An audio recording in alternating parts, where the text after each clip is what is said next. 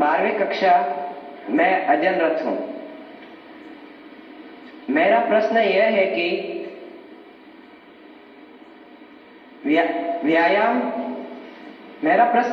कि व्यायाम के साथ साथ पढ़ाई को कैसे मैनेज करें, क्योंकि शारीरिक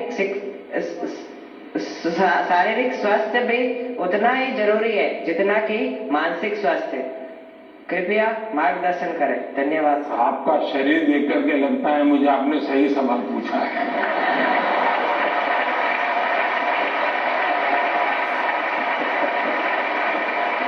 और आपकी ये चिंता भी सही होगी।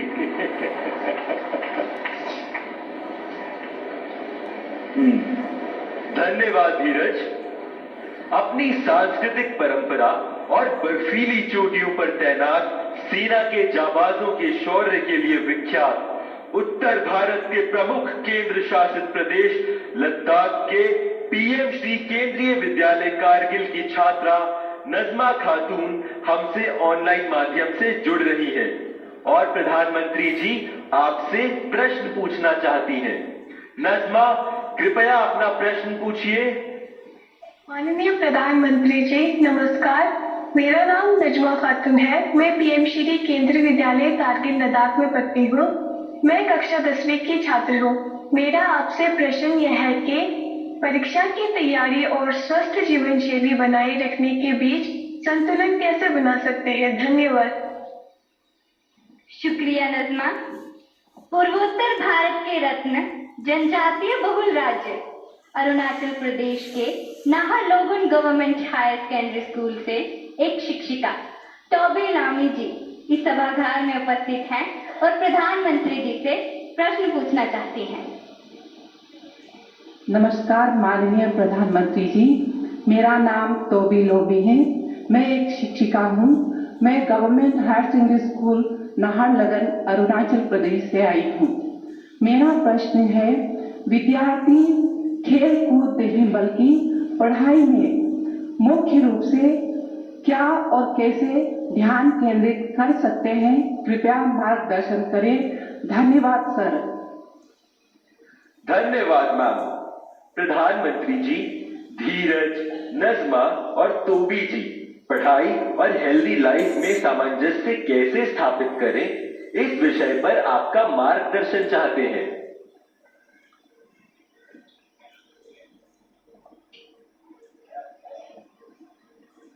आप में से बहुत सारे स्टूडेंट्स मोबाइल फोन का उपयोग करते होंगे और कुछ लोग होंगे शायद उनको घंटों तक मोबाइल फोन की आदत विकसित हो गई होगी। लेकिन क्या कभी ऐसा विचार आया मन में कि नहीं मैं रिचार्जिंग में फोन रखूंगा तो मेरा मोबाइल का उपयोग कम हो जाएगा, इसलिए रिचार्जिंग नहीं करूंगा। अगर रिचार्जिंग नहीं करूंगा तो मोबाइल काम करेगा क्या? करेगा क्या? तो मोबाइल जैसी चीज जो रोजमर्रा देखते हैं उसको भी चार्जिंग करना पड़ता है, नहीं करना पड़ता है? अरे जवाब तो दीजिए। रिचार्ज करना पड़ता है, नहीं करना पड़ता है? अगर मोबाइल को करना पड़ता है तो ये बॉडी को करना चाहिए, नहीं करना चाहिए?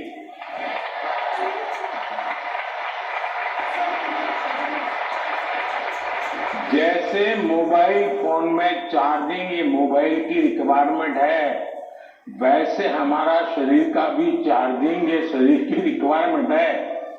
आप ऐसा सोचो नहीं पढ़ना है तो बस विंडो बंद, पढ़ाई बाकी सब बंद, ऐसा कभी नहीं हो सकता है। जीवन ऐसे नहीं जी सकते हैं और इसलिए जीवन को थोड़ा संतुलित बनाना पड़ता है।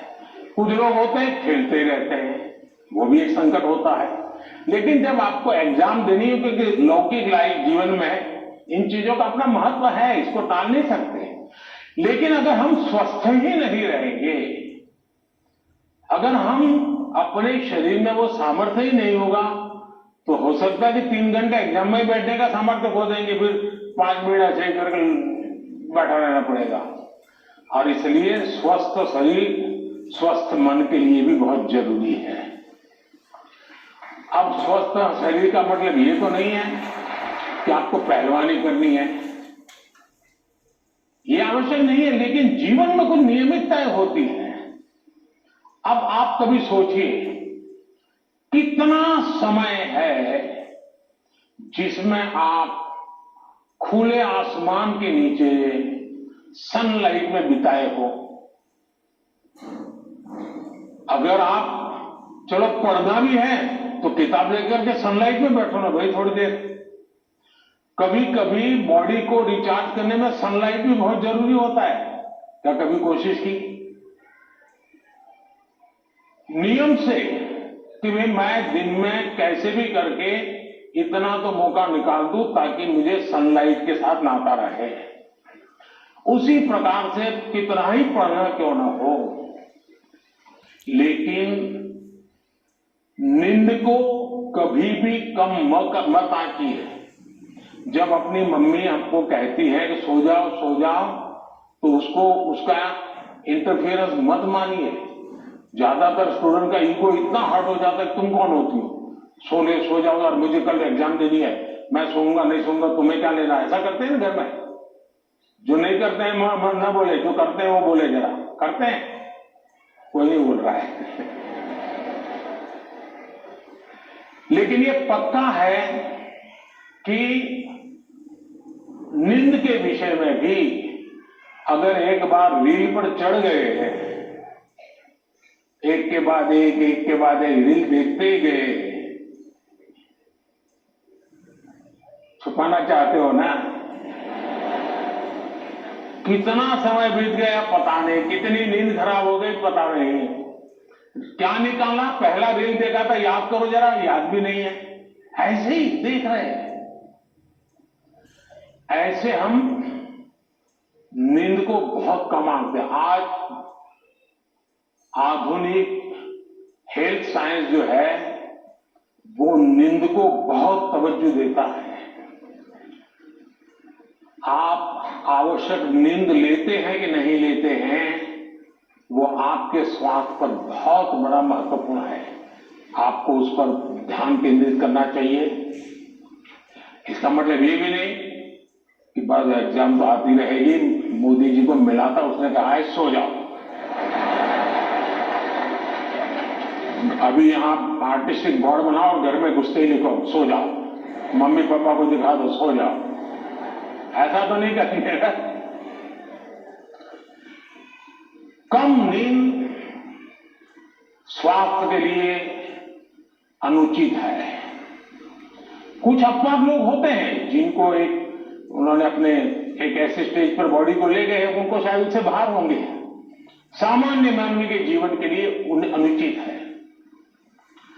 आप कोशिश कीजिए कि आपकी रिक्वायर जितनी भी नींद हो आप पूरी लेते, और ये भी देखिए कि साउंड स्लीप है कि नहीं। बहुत गहरी नींद होनी चाहिए।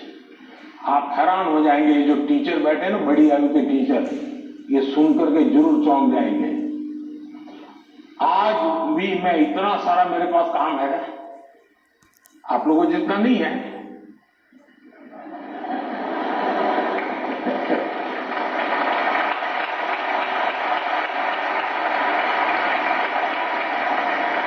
लेकिन 365 दिन कोई अपवाद नहीं।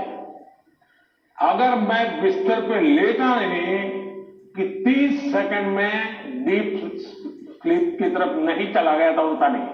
30 सेकंड लगता है मुझे। आप में से बहुत छोटी आयु के भी होंगे, कभी इधर कभी उधर, कभी उधर कभी उधर, फिर नींद आई तो आई। क्यों? मेरा बाकी जो जागृत अवस्था का समय है उसमें बहुत जागृत रहता हूं मैं। तो जब जागृत हूं तो पूरी तरह जागृत हूं, जब सोया हूं तो पूरी तरह सोया हूं। और वो बैलेंस, जो बड़ी आयु के लोग हो परेशान होते होंगे, हाँ यार हमें तो नींद ही नहीं आती, आधा घंटा ऐसे ही करवट बदलते रहते हैं, और ये आप अचीव कर सकते हैं। फिर एक विषय है न्यूट्रिशन, संतुलित आहार। और आप जिस उम्र में हैं उस उम्र में जिन चीजों की जरूरत है वो आपके आहार में है कि नहीं है। एक चीज पसंद है, बस खाते रहते हो, पेट भर जाता है, कभी मन भर जाता है, लेकिन शरीर की आवश्यकताएं पूरी नहीं करता है।